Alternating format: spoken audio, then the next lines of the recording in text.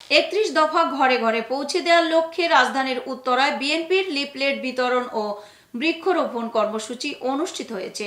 বিস্তারিত থাকছে ডেস্ক রিপোর্টে। সাথে আছি আমি রীতা শ্রাবন্তী।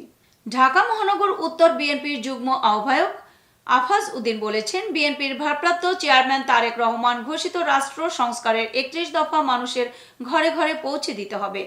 আগামী দিনে বিএনপি জনগণের ভোটে রাষ্ট্র ক্ষমতায় আসলে এই 31 দফার ভিত্তিতেই দেশ পরিচালিত হবে। শুক্রবার বিকেলে উত্তরা 11 নম্বর সেক্টরের বড় মসজিদের সামনে 31 দফা প্রচারের অংশ হিসেবে লিফলেট বিতরণ ও বৃক্ষরোপণ এবং পরে উত্তরখান থানার কাঁচকুড়া বাজার এলাকায় লিফলেট বিতরণ কর্মসূচিতে প্রধান অতিথির বক্তব্যে তিনি এসব কথা বলেন। তিনি বলেন, 31 দফার মধ্যে দেশের জনগণের কথা বলা আছে, আছে শহীদ পরিবারের কথা, আছে গণতন্ত্র ও স্বাধীনতার কথা। এই দফাগুলো সব দলের, সব মানুষের কথা। তাই এখন সময় এসেছে ঐক্যবদ্ধভাবে এগিয়ে যাওয়ার। তিনি জানান, লন্ডনে বিএনপির ভারপ্রাপ্ত চেয়ারম্যান তারেক রহমানের সঙ্গে নোবেলজয়ী ডক্টর মোহাম্মদ ইউনূসের ফলপ্রসূ বৈঠকের পর জনগণের মধ্যে আশার আলো দেখা দিয়েছে। আগামী ফেব্রুয়ারিতে একটি জাতীয় নির্বাচন অনুষ্ঠিত হবে, এমন প্রত্যাশায় দেশের সব রাজনৈতিক দল প্রস্তুত রয়েছে। আফাজ উদ্দিন অন্তর্বর্তী সরকারের প্রতি আহ্বান জানিয়ে বলেন, কাল বিলম্ব না করে দ্রুত নির্বাচনকালীন রোড ম্যাপ ঘোষণা করুন। বিএনপি কখনো রাতের অন্ধকারে জোর করে ক্ষমতায় যেতে চায় না। আমরা জনগণের ভোটের মাধ্যমেই সরকার গঠন করতে চাই।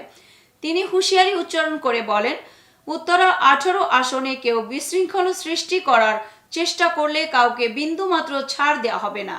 আমাদের আন্দোলনের ভিত্তি শান্তিপূর্ণ, কিন্তু অন্যায়ের বিরুদ্ধে আমরা কঠোর।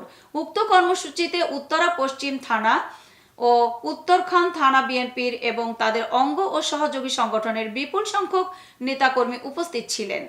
সমাবেশ শেষে কর্মীরা স্থানীয় দোকানপাট, হাটবাজার ও পথচারীদের মাঝে 31 দফার লিফলেট বিতরণ করেন। এই দেশকে নিয়ে একটি ষড়যন্ত্র হচ্ছে, আগামী দিনে যাতে নির্বাচন না হয় সেই কারণেই কিছু কিছু রাজনৈতিক সংগঠন এই নির্বাচনকে বানচাল করার জন্য ষড়যন্ত্র করছে।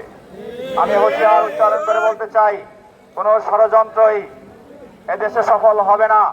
বিএনপি এবং সাধারণ মানুষ দীর্ঘ 16 বছর ভোট দিতে পারে নাই এবং অবশ্যই সকলে ভোটের জন্য অধীর আগ্রহে আমরা অপেক্ষা করছি।